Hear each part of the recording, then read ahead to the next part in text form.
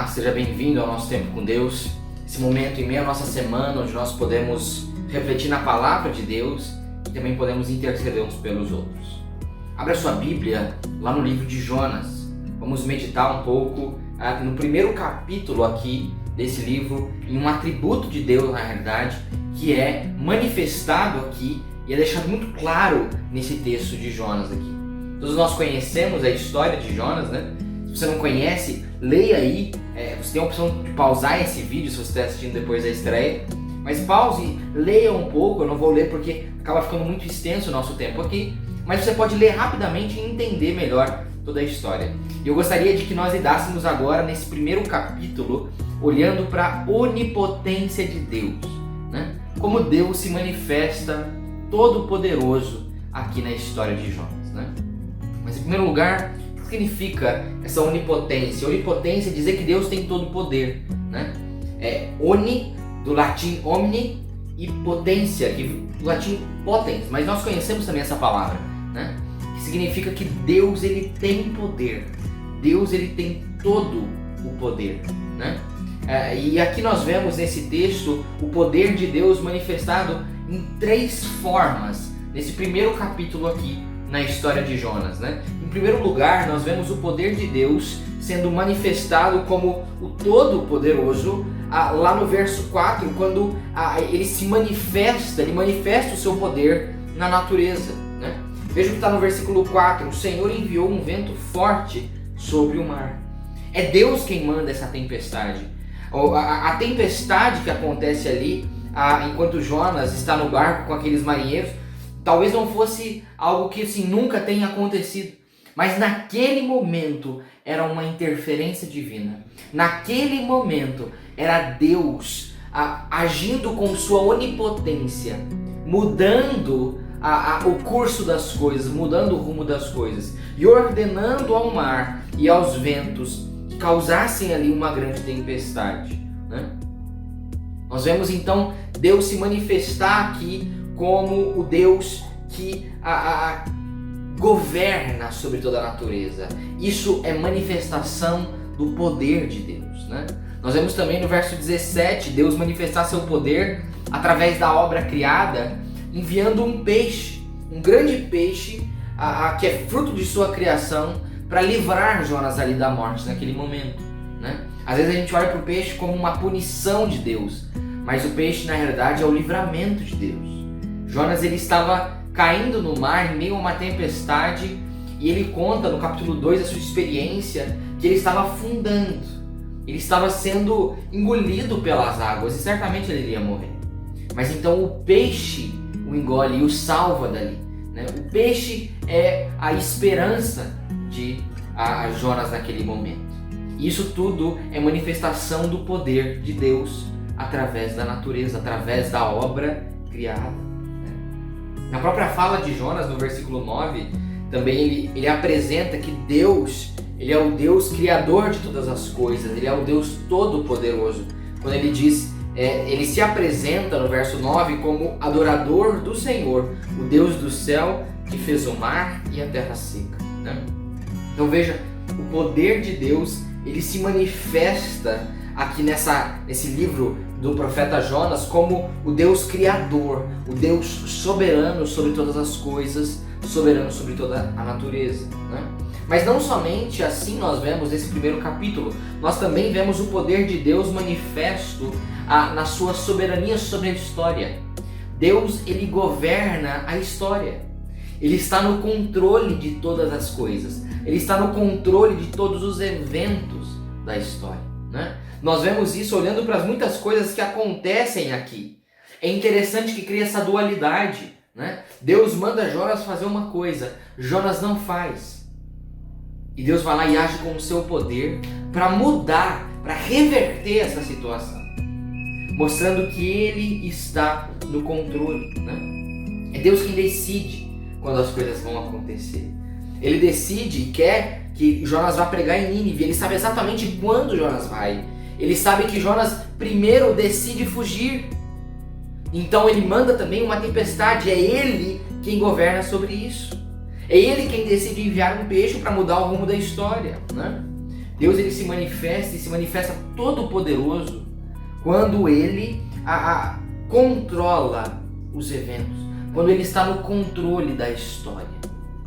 É assim que nós vemos o Deus Todo-Poderoso aqui nesse livro do profeta Jonas, né? E também, em último lugar, nós vemos o poder de Deus ser manifestado na transformação das vidas. Deus manifesta o seu poder, como nós vemos nessa carta, através da natureza, da obra criada, sendo soberano sobre isso. Deus manifesta o seu poder através do controle sobre a história, do controle do tempo, ele estando acima de todo o tempo. E Deus também manifesta o seu poder na transformação das vidas, né? Nós podemos ver Deus transformar vidas nesse primeiro capítulo, não somente a vida de Jonas. Aqui nós podemos ver Jonas experimentar um início de transformação, né? Os eventos, as coisas que acontecem aqui nesse primeiro capítulo geram em Jonas uma transformação, né? Uma mudança de atitude. A vida de Jonas começa a ser transformada e moldada e lapidada através disso, né? Mas não simplesmente ele, né, Jonas, mas é interessante a mudança que podemos perceber nos marinheiros que estavam juntos naquele navio. É muito interessante que nós vemos no versículo 5 desse capítulo 1 de Jonas, que cada marinheiro estava clamando ao seu Deus. Cada um clamava ao seu Deus. É interessante que aqui é usada uma palavra para se referir a um Deus pagão, não ao Deus Todo-Poderoso, ao Deus vivo e verdadeiro. É usada a palavra para se referir a um Deus qualquer, a um falso Deus, né? Mas depois que Jonas, isso no verso 5, depois que Jonas ele conta a sua história aos marinheiros e se apresenta como hebreu, um adorador do Senhor, Deus do céu, que fez o mar e a terra seca, esses marinheiros, eles não falam mais com seus deuses. A história relata que esses marinheiros começam a falar e a clamar ao Deus Yahvé, ao Deus Todo-Poderoso. Lá no verso 14 nós vemos isso.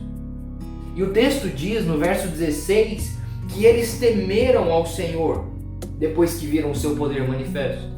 Depois que eles viram a soberania de Deus sobre o mar revolto, eles se enchem de temor do Senhor.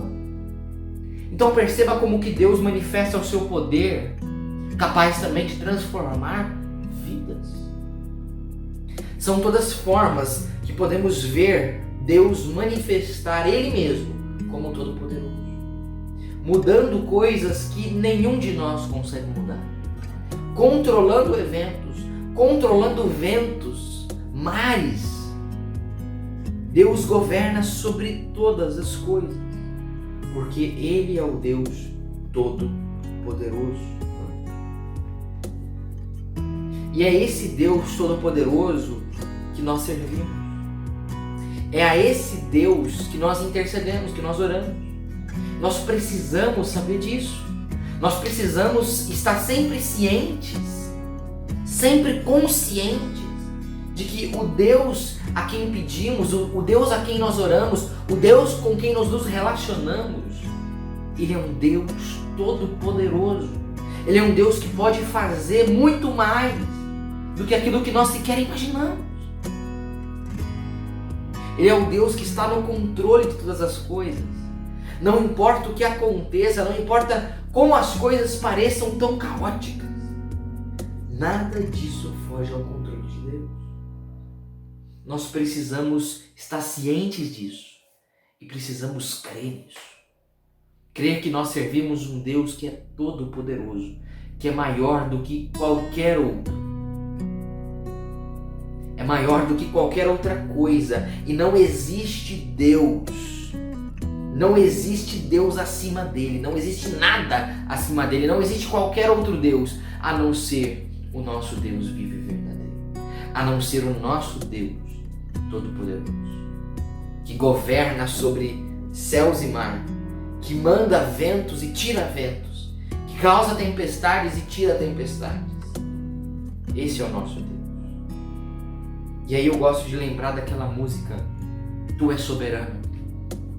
Porque essa música ela apresenta que Deus, Ele é soberano sobre a terra, sobre os céus. Ele é Senhor absoluto sobre todas as coisas. Essa música diz que tudo o que existe acontece e Deus sabe bem, porque Ele é tremendo. Só que aí existe uma reviravolta, que é a segunda parte da música, onde diz assim: apesar da glória que tens, tu te importas comigo também.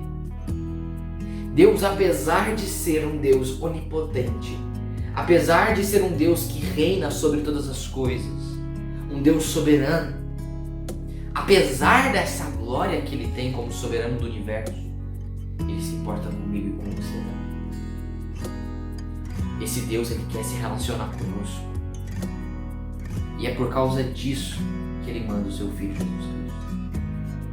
É por causa disso que Jesus Cristo morreu pelos nossos pecados, para que nós pudéssemos ter paz com o nosso Deus, para que nós pudéssemos nos relacionar. Porque apesar da glória que Ele tem, Ele se importa conosco.